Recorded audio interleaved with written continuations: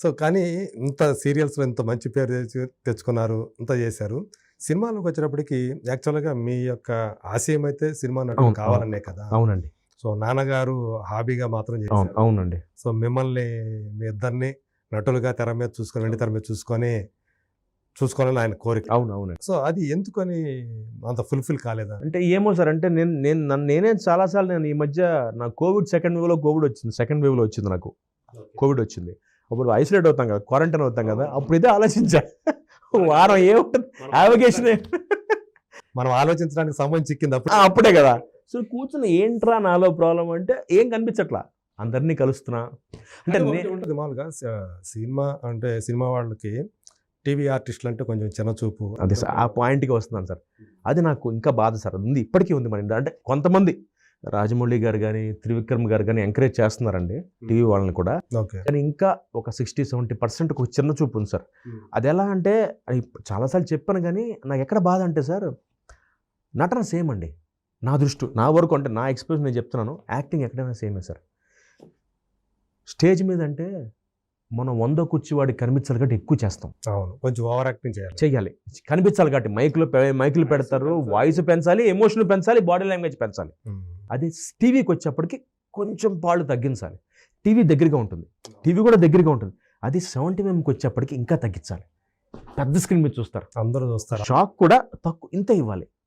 అంటే మామూలుగా రూపాయికి ₹10 చేయాలి సార్. సింపుల్గా చెప్పాలంటే రూపాయికి ₹5 చేయాలి నాటకానికి, రూపాయికి రూపాయి చేయాలి టీవీకి, రూపాయికి పావలా చేయాలి సినిమాకి. ఓకే. ఇది చాలామందికి తెలియక ఒక బ్రాండ్ కౌశిక్ గారు టీవీ ఆర్టిస్ట్ రా.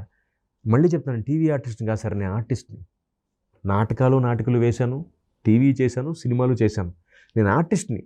మీరు చేసే మోల్డ్ బట్టి నేను మారుతాను. ఇందాక మీకు చెప్పినట్టుగా కృష్ణవంశీ గారికి ఎమోషన్ కావాలి సార్, రాజమౌళి గారికి ఎమోషన్ కావాలి, శేఖర్ కమ్ముల గారికి న్యాచురల్గా ఉండాలి. ఇప్పుడు శేఖర్ కమ్ముల గారు ఎమోషన్ చేస్తే ఆయన నచ్చదు, అని చాలా క్యాజువల్గా ఉండాలి. కొంతమంది దానికి ఎగ్జాంప్షన్ అనుకోవాలి. ఇప్పుడు అజయ్ ఘోష్ ఉన్నాడు, టీవీ నుంచి వచ్చాడు. అవును సార్. అట్లాగే ప్రకాష్ రాజ్ గారు సార్, మాధవన్ గారు, షారూక్ ఖాన్ గారు, వీళ్ళందరూ టీవీ నుంచి పైకి వచ్చిన వాళ్ళే కదా. అంటే అయితే మరి ఆయన వండరు కదా అసలు. అట్లా టీవీ నుంచి బాలీవుడ్ ఇప్పటికి వెళ్తున్నాడు కదా, హిందీ సినిమా ఇండస్ట్రీని ఇప్పటికి వెళ్తున్నాడు ఆయన. అంటే నేనేది అది ఎక్కడో ఆ చిన్న డిస్కనెక్ట్ సార్. అది పోవాలని నా కోరిక. అంటే నా ఉద్దేశం సార్, అది పోదా పక్కన పెడితే ఆ దౌర్భాగ్యం మన దగ్గరే ఉంది సార్. పైగా ఏంటంటే నాకు అనిపించేది, మనం ఇది వదిలేసుకొని సినిమా చేస్తే ఇక్కడ మళ్ళీ మిస్ అయిపోతామేమో. పాయింట్ అది కూడా కాదు సార్. నా పాయింట్ ఏంటంటే, ఇప్పుడు నాలాంటి ఎగ్జాంపుల్ ఉదాహరణ నన్ను తీసుకోండి సార్. కౌశిక్ అనేవాడిని ఇప్పుడు నన్ను సినిమాకి పిలిస్తే నన్ను హీరోగా పిలవరు. ఏ అన్నయ్య క్యారెక్టర్కో, తమ్ముడు క్యారెక్టర్కో, బావ క్యారెక్టర్కో పిలుస్తారు సార్. జనరల్గా చెప్తారు. అదే మామూలుగా నన్ను కౌశిక్ గారు బాగా చేస్తాడు కాబట్టి పిలుస్తారు సార్. పిలిచిన తర్వాత నా బాధ ఏంటంటే, చేసే 2-3 సీన్లు ఉంటాను గ్యారంటీ లేదు. లేదా 100 కారణాలు చెప్తారు, కరుణుడు సాగు 100 కారణాలని. దీనివల్ల నేను మానేశాను సార్. ఓకే. ఇప్పుడు టీవీలో నేను చేసే పర్ఫార్మెన్స్ కనిపిస్తుంది. కౌశిక్ గారు బాగా చేస్తున్నాడు రా, ఎమోషన్ బాగా చేస్తున్నాడు రా, కామెడీ బాగా, ఇది నాకు కనిపించట్లేదు సార్. ఓకే. చేసిన కొన్ని సినిమాలు పేర్లు చెప్పడం నాకు ఇష్టం లేదు. కొన్ని పెద్ద సినిమాలు చేస్తే నా వేషం తీసేశారు. 100 కారణాలు చెప్తారు, లెంత్ ఎక్కువైపోయింది అంటారు. నేను అంటాను, ఎందుకు పెట్టుకుంటున్నారు మరి? అంటే ఇప్పుడు నేను చేసేదే నాకు బ్రేక్ కోసం సార్. అంతే. ఇప్పుడు నేను ఒక ఆశ ఉంటుంది కదా. ఇప్పుడు పెద్ద హీరో పక్కన నేను కనిపించానంటే సార్, నేను వెనకాల నుంచి కూడా నాకు అవసరం లేదు సార్, నేను చేయను. నాకు అలా చాలా అవకాశాలు వచ్చాయి. ఆ సినిమాకి వైడర్ రీచ్ ఉంటుంది, నలుగురికి తెలుస్తుంది. నాకు పెద్ద హీరోల పక్కన చాలా అవకాశాలు వచ్చాయి సార్. పక్కన ఫ్రెండ్గా నేను చేయనని చెప్పా, నాకు అవసరం లేదు. తెలీదు ఉంటుంది, డైలాగులు ఉండవు, పక్కన నుంచో పెడతారు సెట్ ప్రాపర్టీ లాగా. నాకు అలా వద్దు. నువ్వు ఇచ్చే ఒక వేషం వాచ్మెన్ క్యారెక్టర్ని ఇవ్వు, టగ్ ఆఫ్ వార్లో ఇవ్వు హీరోతో. ఏం మాట్లాడుతున్నారా అలాంటిది ఇవ్వు, అది 2 సార్లు నేను చేస్తా. Performance scope sir. నేను ఎప్పుడైనా ఒకటే చూస్తా, ఆర్టిస్ట్ నేను స్టార్ అనే కేటగిరీలో కాదు. నేను ఇవాళ టెలివిజన్లో అందరూ నన్ను స్టార్ అంటారు, బట్ నేను ఇప్పటికీ ఆర్టిస్ట్ అని ఫిక్స్ అవుతా. ఎందుకంటే సార్, నేను ఇవాళ దేవుడు గొప్పగా చెప్పగలను, నేను అన్ని క్యారెక్టర్లు చేయగలను సార్. నేను కుజ్జ క్యారెక్టర్ చేశా, తాత క్యారెక్టర్ చేశా, నెగిటివ్ చేశా, ముస్టర్డ్ క్యారెక్టర్ కూడా యాక్ట్ చేశా. అంటే ఇన్ని నేను పండించగలను నమ్మకం నాకు ఉన్నప్పుడు నన్ను మీరు అలా ప్రొజెక్ట్ చేయండి. ఓకే. మొహమాటానికి పిలిచి హీరో పక్కన నుంచో పెట్టేసి డైలాగులు లేకుండా నాకు ఆ క్యారెక్టర్ నేను నిజంగా చేయను సార్.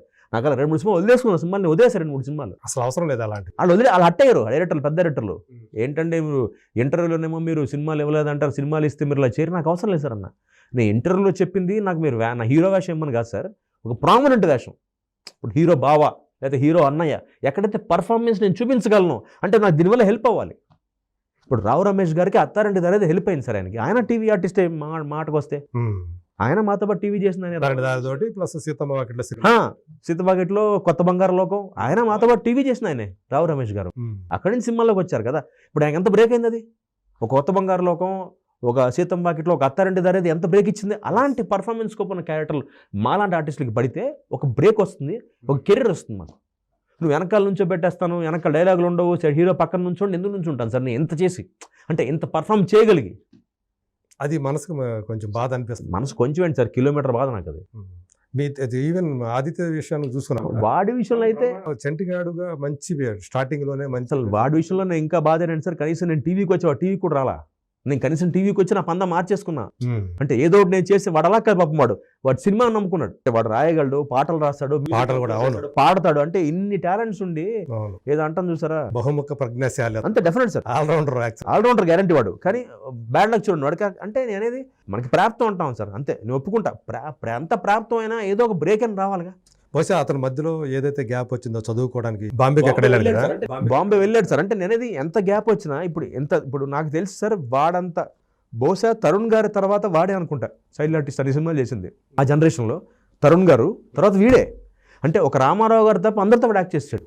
అదే 40-50 దాకా చేసిన 49 సినిమాలు సార్. ఒక రామారావు గారు ఒకటే మిస్ అయ్యాడు వాడు. ఓకే.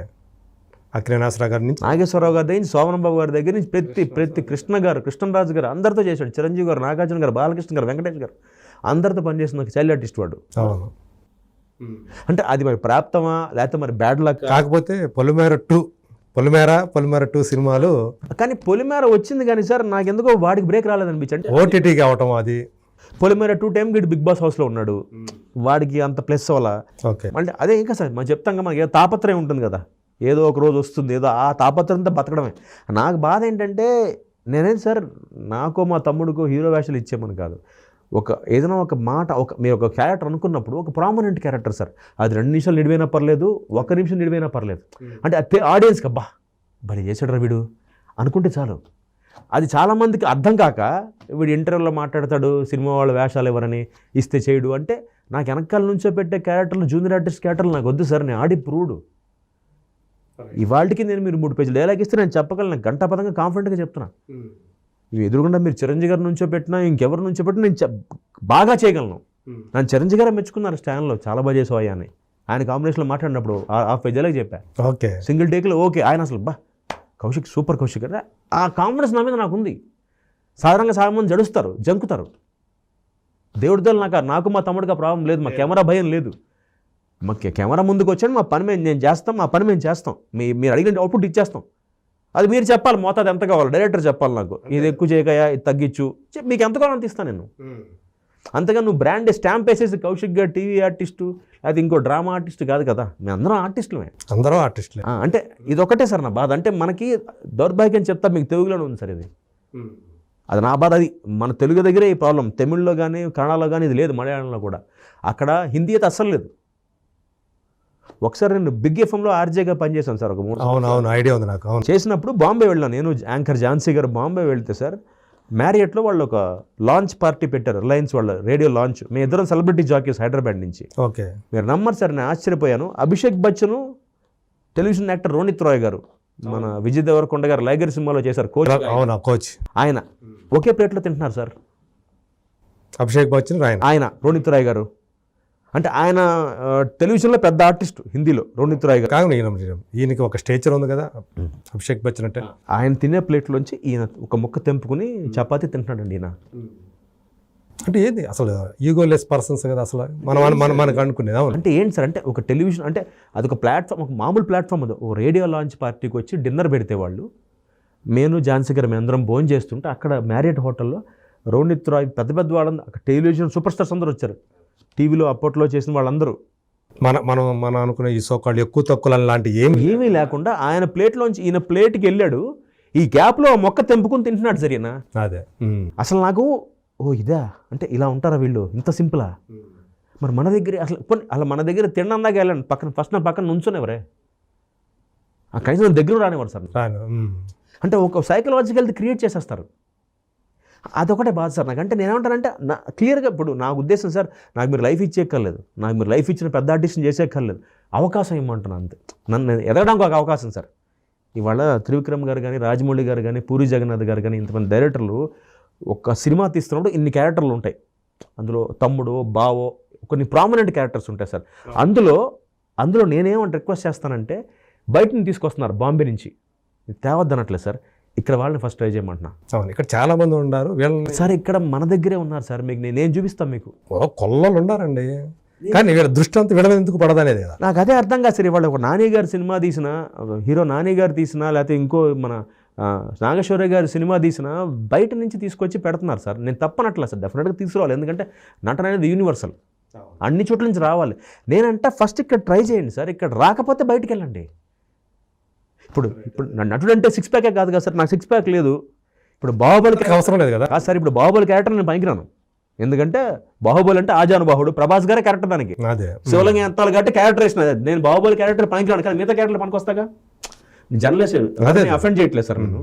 అంటే క్యారెక్టరేషన్, బాడీ లాంగ్వేజ్ ఉంటుంది, నేను కాదన్ను. అలానే ప్రతి వాళ్ళు సిక్స్ ప్యాక్ ఉండాలి లేదు కదా అంటాను. అవును, ఇప్పుడు మీ క్యారెక్టర్కి పర్ఫామ్ చేయగల ఆర్టిస్ట్ ఉంటే పెట్టుకోవచ్చు కదా సార్.